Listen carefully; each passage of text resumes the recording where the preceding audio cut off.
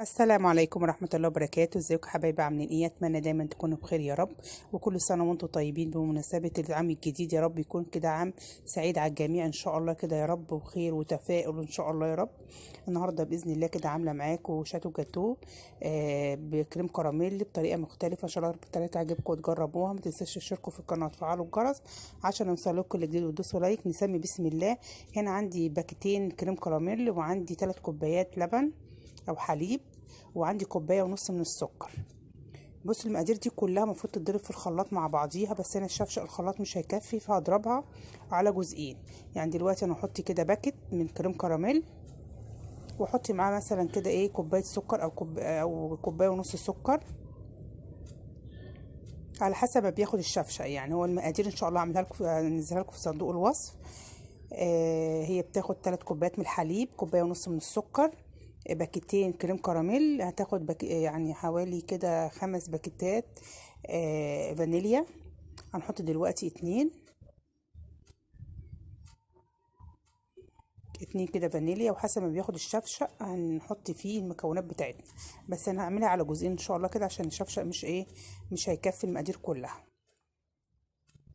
كده نزلنا بالكوباية ونص من السكر، وحطينا كوبايتين من الحليب، وحطينا باكت كريم كراميل، وحطينا كوباية من الزيت، وباكيتين فانيليا. بس كده هنضربهم دول كويس جدا في الخلاط عشان السكر يدوب معايا. ولسه بقيت اللبن موجود الباقي، بقيت ايه باكت كمان موجود من كريم كراميل. كده حطينا اول الشفشق اهوت. كده هنحط بقيت ايه المكونات التانية، اللي هو اللبن الباقي والكريم الكراميل الباقي. ولو شفشق كبير شوية كان خد كل الكمية كلها مع بعضيها. فهنحط الباكت كده،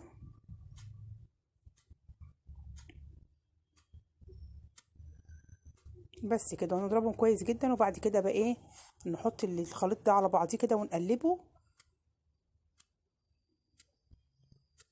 كده ضربنا كده ايه الخليط كله على بعضيه. نحط بقى الاولاني بقى على التاني عشان ده تقيل وده خفيف. هنحط الخليط كله كده في الشفشق كده، هيملاه طبعا على الاخر، مش هنعرف نضربه كده هو مليان على الاخر. هنقلبه كويس جدا، وهنشيل منه كوبايه. نقلب كويس جدا كده عشان كله يتجانس مع بعضيه بقى التقيل على الخفيف. بس كده، وهنشيل منه كوبايه، الكوبايه اللي احنا عايرنا بيها كل المكونات بتاعتنا. هنشيل كده كوبايه. بس كده نركنها على جنب دلوقتي، وهنجيب بقى البيض بتاعنا. طبعا الكوبايه دي ما يبقاش فيها بيض.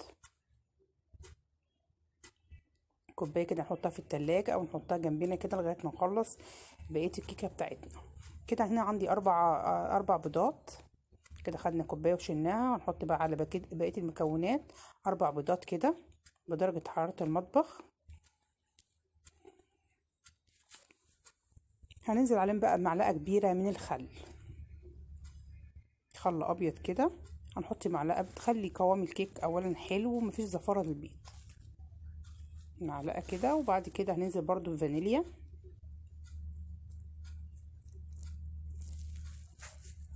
دول 3 باكيتات فانيليا او 4، يعني كل بيضه عليها 1.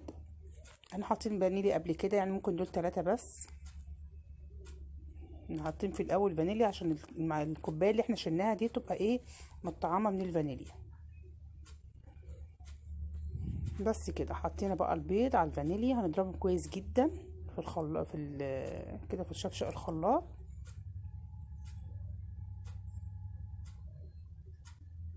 كده ضربنا الخليط كويس جدا كده. هنبتدي بقى نحطه في الطبق بتاعنا.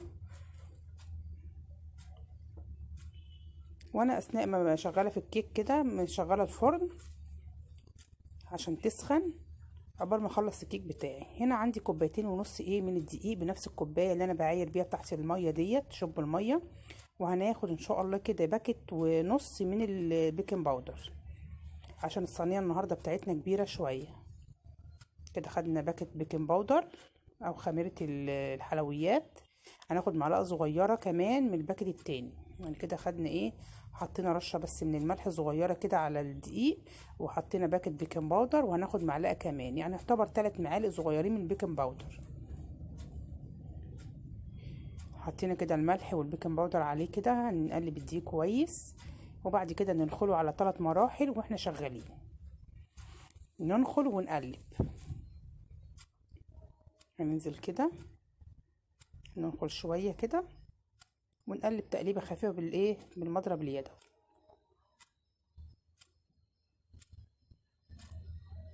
مجرد ما الدقيق يختفي معايا انزل بقى بالكميه التانية. بس كده ننزل بقى بالكميه التانية كده ونقلب برضو. بعد كده ننزل بقى ايه، هنعملها على 3 مراحل، وان شاء الله هنزل لكم المقادير في صندوق الوصف. صندوق الوصف بيبقى تحت الفيديو مباشره، سهم صغير كده تضغطوا عليه تلاقوا ان شاء الله تلاقوا المقادير بتاعتكم. نقولها لكم تاني برضو دلوقتي: 3 كوبايات من الحليب، 1.5 كوباية من السكر، كوباية زيت، 4 بيضات، و3 معالق صغيرين من البيكنج باودر، و4 باكيتات فانيليا، وباكيتين كريم كراميل، وذرة من الملح. وخلاص كده خلصنا كل المكونات بتاعتنا. ضربناها الاول في الخلاط، شلنا كوبايه، وبعد كده نزلنا بالبقيه المكونات التانية، حطينا عليها البيض وحطينا الدقيق.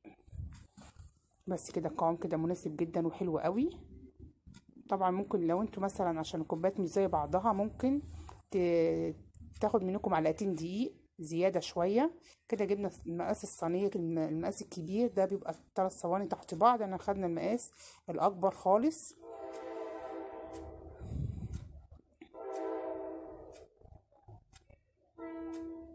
هننزل كده بكل الخليط بتاعنا في الصينيه، احنا دهنينها بالزيت بس، مش حاطين لها دقيق ولا اي حاجه.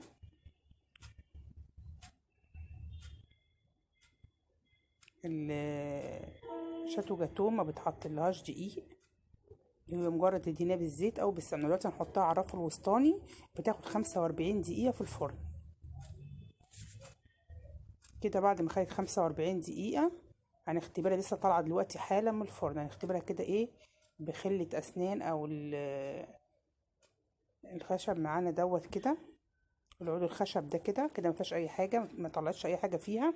بعد كده دقايق بس كده تهدى شويه، وبعد كده ابتدي ايه، اديها فتحات كده بسيطه كده بالعود الخشب ده كده، بحيث ان انا ايه لما اجي اديها فتحات كده وانزل عليها بالكوبايه اللي انا شلتها من شويه هتتشربها على طول. بس نديها كده فتحات كده في كل مكان فيها كده،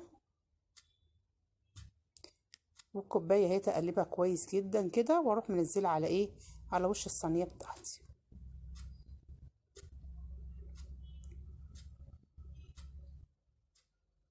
بس كده حاول بقى ان انا ايه يعني اقلبها كويس جدا كده. اجيب مثلا فوطه هي سخنه طبعا، امسك فوطه كده وامسك ايه، اوزع الحاجات اللي على الوش دي كده، الكريمه اللي على الوش دي كده اوزعها كويس جدا كده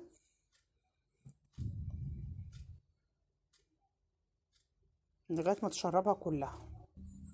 ابتدي كده اوزع فيها كلها كده لغايه ما تشرب كلها. هي طبعا سخنه، هي تبقى بالمنظر ده كده. هنزل عليها بقى بايه، بالصوص بتاع الكريم كراميل، هنحطه على الوش كده. ده الصوص بتاعه اهوت. نفتح فتحه بسيطه جدا كده، هو تقيل شويه. هنبتدي بقى ايه، نزوق بيها الكيك بتاعنا، خطوط كده على طول كده بالعرض كده، نديها خطوط بالعرض رايح جاي كده.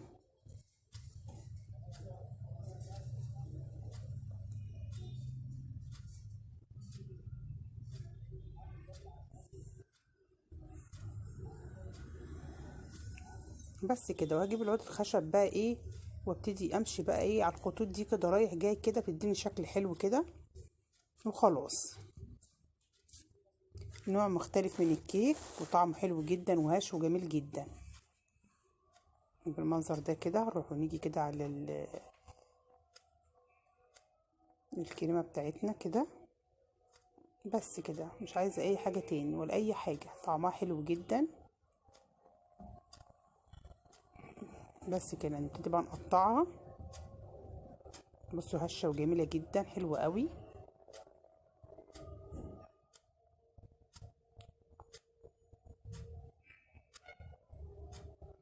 هنقطع اي تقطيعه انتم حابينها. هنقطعها كده على 3 كده بالعرض، وبعد كده نقطعها ايه بالعرض كده. طبعا هي لسه سخنه جدا ما بردتش طبعا، يا دوبك دي حاجات بسيطه جدا. هنوريها لكم دلوقتي القوام بتاعها عامل ازاي، وهشه وجميله جدا. بس شكلها عامل ازاي، جميله جدا اهيت بالمنظر ده كده. شوف هشه ازاي وعاليه وحلوه جدا، والسكر بتاعها معتدل مش زياده ولا اي حاجه، هي كوبايه ونص بس من السكر اهيت. بيبقى لونها اصفر كده من الكريم كراميل، وهشه وجميله جدا. لسه بتطلع بخار اهي وسخنه. هنبتدي بقى ايه نقطع كده ونوريكم بقى الهشه بتاعتها عامله ازاي. شايفين الطراوه بتاعتها هشه وجميله جدا اهي.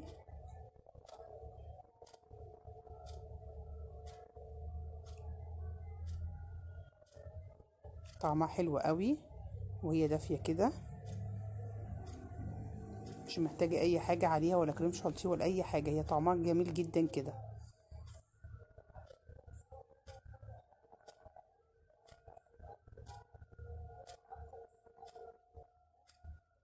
طعمها حلو قوي، اتمنى انتوا تجربوها. وما تنسوش تشتركوا في القناه وتفعلوا الجرس عشان يوصلكوا كل جديد، وتدوسوا لايك. وان شاء الله باذن الله اشوفكم في فيديو جديد، والسلام عليكم ورحمه الله وبركاته.